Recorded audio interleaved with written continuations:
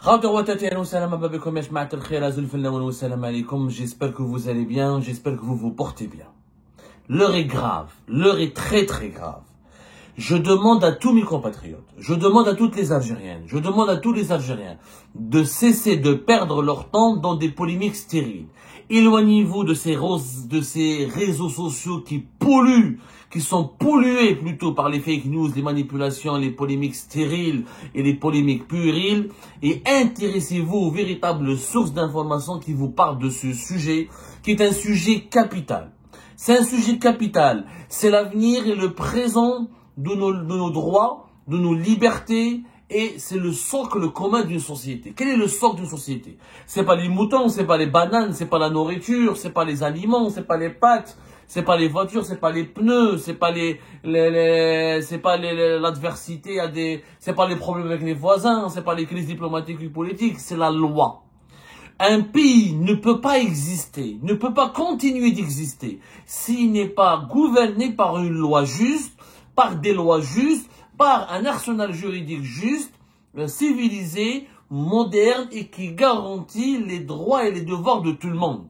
Sauf qu'en Algérie, je le répète, le nouveau code de procédure pénale, qui est en cours de préparation par les autorités algériennes et qui a été présenté au Parlement algérien le 22 avril dernier, est un signal extrêmement alarmant. C'est une catastrophe, pour ne pas dire, c'est le cimetière, c'est le futur cimetière de nos libertés et de la stabilité de notre société. Parce que dans ce code de procédure pénale, il y a des dispositions qui vont mettre fin définitivement à des principes sacrés et élémentaires du droit qui garantissent le fonctionnement harmonieux et serein d'une société humaine. Le principe de présomption d'innocence, le principe du droit à un procès équitable, le principe de ne pas condamner une personne sans prouver sa culpabilité, le principe de pouvoir se défendre équitablement auprès d'une justice contre des accusations graves, le principe d'être représenté dignement auprès des juges ou devant les juges. Ce sont ces 5 bases, ces 5 principes qui vont être enterrés. C'est les autorités algériennes, c'est le gouvernement algérien, c'est le régime algérien entérine et fait passer en force ce nouveau code de procédure pénale. Il y a notamment un article, une disposition, dont l'application sera catastrophique. C'est l'article 458. Cet article va permettre au procureur de la République, c'est une nouveauté.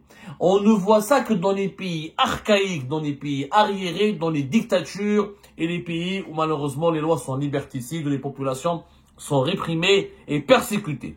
Cet article va permettre au procureur de la République de placer en détention provisoire, c'est-à-dire d'envoyer en prison tous les citoyens qui leur semblent coupables d'un soi-disant flagrant délit. Les procureurs de la République vont être autorisés à mettre en prison ou à emprisonner et à incarcérer des Algériennes et des Algériens dans des conditions juridiques extrêmement graves et pour des accusations très légères et à travers des procédures expéditives et arbitraires. Je m'explique d'abord en introduction quelques notions de base. Nous sommes en 2025 et on n'invente pas le fil à couper le beurre. On n'est pas en train d'aller conquérir la Lune. On est en train de parler de principes qui ont été étudiés, élaborés depuis 3 siècles déjà, depuis la Déclaration des droits de l'homme, la Déclaration universelle des droits de l'homme, depuis la création de l'ONU, depuis la création du droit international, depuis notamment l'adoption de ce qu'on appelle le pacte universel, le pacte international relatif aux droits politiques et aux droits civils, qui existe depuis 1966 et qui est censé garantir au monde de vivre dans des environnements politiques et juridiques apaisés pour qu'il n'y ait pas de guerre, pour que l'esclavage n'existe pas, pour que la persécution ne puisse pas exister, pour que la dignité humaine des populations de tous les pays du monde soit respectée. Il y a des principes de droit qui doivent être garantis. Parmi ces principes de droit, il y a le fonctionnement de la justice qu'on appelle la séparation des fonctions judiciaires. Dans les pays civilisés, les juges, le système judiciaire est divisé en plusieurs parties et chaque juge, il a une fonction. On a le procureur, on a le juge d'instruction et on a le juge de siège.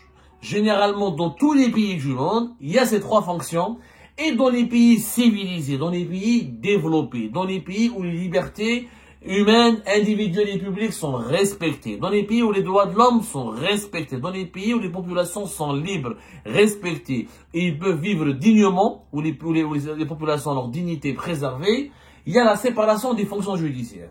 C'est-à-dire que le procureur de la République, il a un rôle, le juge d'instruction, il a un rôle, et le juge de siège, il a un rôle.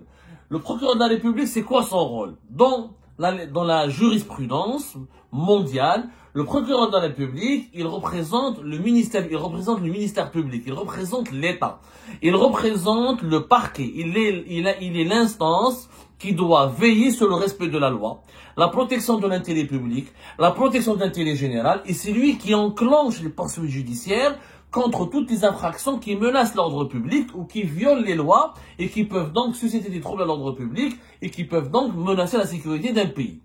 C'est ça le rôle du procureur. Le rôle du procureur est d'inculper, d'accuser, d'enquêter, de mobiliser la police judiciaire, les forces de sécurité pour mener une enquête et protéger la loi.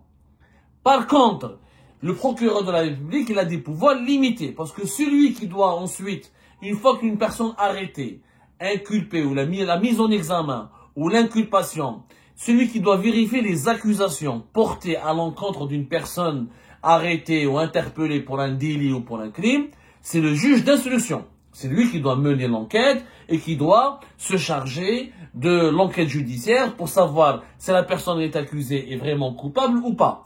Mais c'est pas lui qui décide.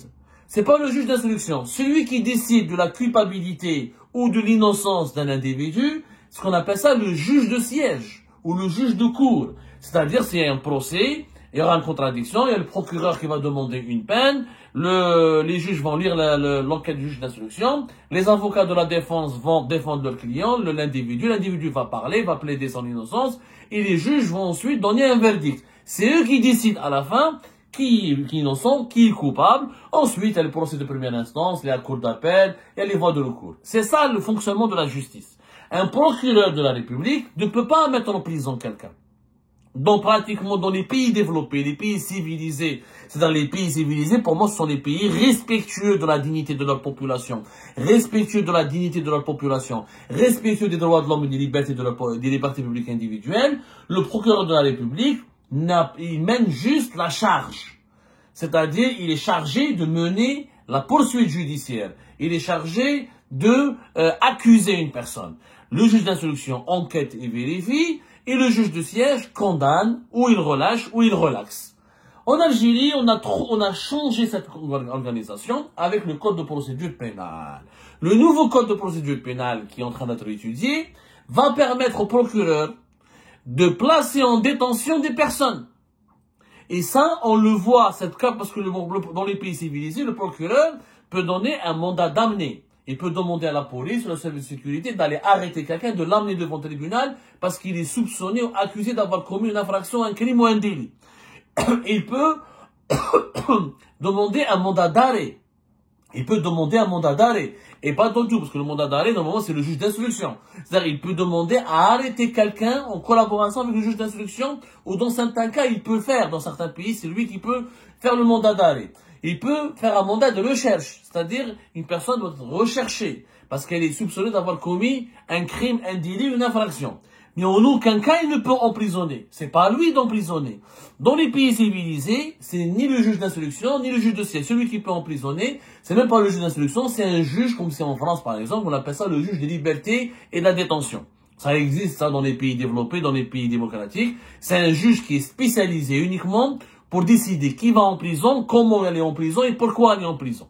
On n'a pas ça en Algérie, mais non seulement on va pas avoir ça, non seulement on est en train de s'éloigner de plus en plus des pays développés, des pays civilisés, on est en train de devenir un pays extrêmement dictatorial, puisque dans le nouveau code de procédure pénale, il y a l'article 458, il dit que c'est l'auteur du flagrant délit ne présente pas les garanties suffisantes de représentation, et si le délit est punissable d'une peine d'emprisonnement égale ou supérieure à 6 mois, si le juge d'instruction n'est pas saisi, le procureur de la République peut, à titre exceptionnel, mettre le prévenu sous mandat de dépôt après l'avoir interrogé sur son identité et sur les faits et inculpations qui lui sont reprochés. Il le renvoie immédiatement devant le tribunal. L'affaire est portée à l'audience au plus tard 8 jours à compter du jour de la délivrance du mandat de dépôt. Cet article est une nouveauté. Les procureurs de la République sont autorisés désormais en Algérie d'emprisonner, d'incarcérer, ça veut dire de placer sous mandat de dépôt, d'envoyer des gens à la prison, ou d'envoyer des gens en prison, sans qu'il y ait un juge d'instruction, c'est-à-dire sans qu'il y ait une enquête judiciaire. Il suffit juste que le procureur de la République interroge, bien vérifie l'identité, et inculpe la personne, il l'envoie en prison, dans le cadre du flagrant délit. Malheureusement, le flagrant délit en Algérie, il est défini de façon totalement floue. Parce que dans les pays civilisés, encore une fois, qu'est-ce que c'est qu'un flagrant délit? Un flagrant délit, c'est un crime qui est commis au moment devant des témoins oculaires. Le flagrant délit, c'est quand une personne est arrêtée au moment où le crime est en train d'être commis. Ou juste après avoir commis le crime. Généralement, c'est les vols à la sauvette, c'est les agressions à l'arme blanche, c'est voler un magasin, etc. Ensuite, il est arrêté. C'est quand la personne est arrêtée juste en train de commettre le crime, ou malheureusement, ou après avoir, ou un peu de temps après avoir commis le crime. C'est-à-dire, le délit vient et se commet actuellement, où il vient de se commettre. C'est ça le flagrant délit. Mais en Algérie, le flagrant délit, il est appliqué sur tout le monde. Un journaliste, il écrit un article, c'est flagrant délit. Tu viens de l'article, il a été publié, on t'arrête, un activiste sur les réseaux sociaux, un opposant politique, un militant, n'importe qui, quelqu'un qui manifeste avec une pancarte, c'est un flagrant délit.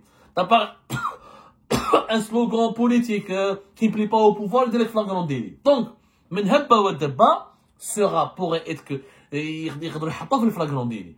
N'importe qui, n'importe quel citoyen, ou n'importe quel Algérien et n'importe quel Algérien pourrait se retrouver dans une situation de flagrant délit dans notre pays, au regard que la justice algérienne n'est pas indépendante, elle est malheureusement soumise au pouvoir politique.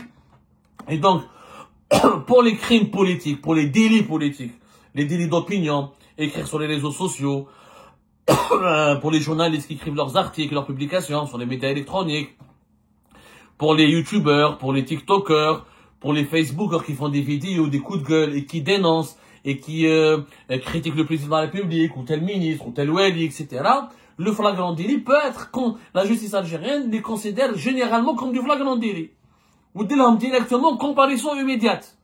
C'est-à-dire directement tu es flagrant pour eux, le crime là, ça a été commis. Que faire une publication critiquée, offense au président de la République, offense à corps constitué, démoralisation des troupes de l'armée nationale et populaire. Le fameux code pénal qui a été changé en mai 2023 et qui a été adopté en avril 2024 et contre lequel les Algériens et les Algériens ne se sont pas mobilisés et qui offre un arsenal juridique aux juges algériens pour les emprisonner, les incarcérer et les persécuter. Mais maintenant, après le code pénal, comme on l'a expliqué dans une précédente émission, maintenant c'est le code de procédure pénale. Le code de procédure pénale, c'est les procédures qui doivent être mises en œuvre pour appliquer les articles du code pénal. Le code pénal, il te dit, voilà les condamnations, voilà que prévoit la loi. Le code de procédure pénale, et tu dis, voilà comment appliquer la loi. Voilà comment appliquer la loi. C'est les modes d'emploi de l'application de la loi. Donc, le régime algérien est en train de progresser, d'appliquer une feuille de route qui est de fermer le pays, de le transformer en une prison à ciel ouvert. Demain, avec l'article 458, et ne dites pas qu'on vous a pas prévenu, hein, avec cet article, les procureurs de la République vont remplir les prisons de détenus politiques, de détenus d'opinion et de toutes les personnes qui dérangent les autorités algériennes. N'importe qui, même un jeune, redouane un jeune là pour un flagrant délit, une bagarre, il y a la police, tu t'es bagarré devant le juge, il va rester en prison pendant 8 jours, il doit être jugé au plus tard 8 jours après son placement en détention. Mais comme les tribunaux algériens sont saturés, comme les prisons algériennes sont saturées, comme c'est très difficile d'organiser les procès en Algérie, parce qu'il y a beaucoup d'affaires judiciaires, et que la justice en Algérie est instrumentalisée politiquement, le délai de 8 jours risque de ne pas être vraiment respecté, et les personnes en détention provisoire pourraient rester beaucoup plus de temps en prison avant d'être jugées et de bénéficier d'un procès équitable. Pas d'avocat, donc flagrant délit, un avocat ne va pas t'assister, tu ne seras pas assisté par un avocat, tu connais t'es rapidement arrêté, l'effet de choc, l'effet de surprise, la personne n'est pas prête à se défendre, et pour seulement un emprisonnement pour un délit de 6 mois. Des délits de 6 mois, c'est pas grave. Si c'était pour des délits de 5 ans, de 3 ans d'emprisonnement, pour un simple délit de 6 mois, c'est-à-dire de l'injure, ça peut être calomnier, c'est des trucs vraiment débiles, hein. Une bagarre, insulte en public, ouais. Dans la loi algérienne, il y a plein de petits faits de délinquance, ou des faits des délits d'opinion, pour lesquels elle prévoit plus de 6 mois de prison ferme. Donc, à partir d'un délit de 6 mois de prison ferme, et en flagrant délit, le procureur de la République te met en prison. Sans aucun contrôle, sans besoin de juge d'instruction, sans enquête judiciaire, sans mise en examen officiel, juste il vérifie ton identité, et les faits, il va citer et il t'interroge sur les faits pour lesquels tu es inculpé et t'envoie en prison. C'est grave. C'est inédit, c'est extrêmement grave. Cela signifie qu'on risque, encore une fois, d'emprisonner un nombre plus important d'opposants, d'activistes, de manifestants, ou de simples internautes, ou de simples journalistes qui voudront user de leur liberté d'expression pour critiquer ou pour remettre en cause le fonctionnement de l'autoritarisme de leurs dirigeants. C'est extrêmement grave. C'est une dérive autoritaire, dictatoriale. C'est la fin de la présomption d'innocence. Le droit à un avocat doit être représenté par un avocat. Le droit à un procès équitable. Du droit à un débat contradictoire avant de mettre quelqu'un en prison. Et on va remplir nos prisons par des gens innocents qui n'auront rien fait que quelques petits délits ou des délits d'opinion ou des délits ordinaires qui ne mériteraient pas, qui ne valent pas des peines d'emprisonnement ferme. Et les procureurs vont devenir des personnes puissantes, alors qu'ils sont censés juste enclencher les poursuites judiciaires, juste appliquer, veiller sur le respect de la loi, juste détecter les infractions et demander des enquêtes et demander des procès. Ils vont avoir un super pouvoir qui est d'emprisonner avec une facilité déconcertante n'importe quel individu qui est dans leur collimateur. C'est tout simplement, encore une fois, nous sommes en train le régime algérien est en train de préparer la cérémonie d'enterrement des libertés publiques et individuelles. Si ce code de procédure pénale n'est pas changé, si ces articles ne sont pas enlevés, je peux vous assurer que l'Algérie sera une prison encore plus étouffante que tout ce que nous avons connu, que tout ce que nous avons subi depuis le début de la crise politique de 2019.